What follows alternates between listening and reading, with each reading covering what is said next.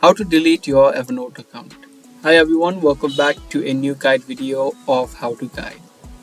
If you're also trying to delete your account of Evernote for any reason, then in this video I'm going to show you the exact steps that you need to do to successfully delete your account.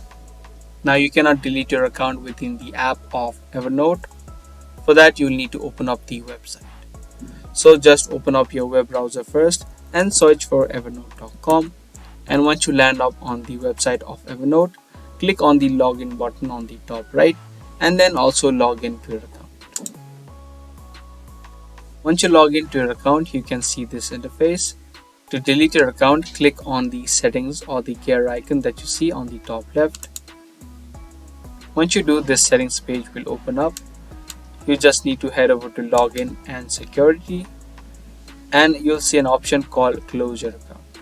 Click on this link and it's going to take you to the section of deleting your account. So there are a few steps that you need to do. Firstly, it's going to ask you if you want to deactivate or delete your account permanently.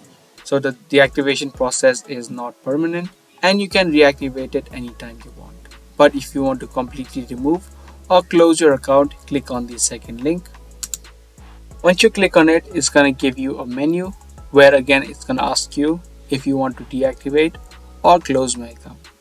So these are the things that will happen after you close my account. So just click on the yes, close my account option and then click on continue.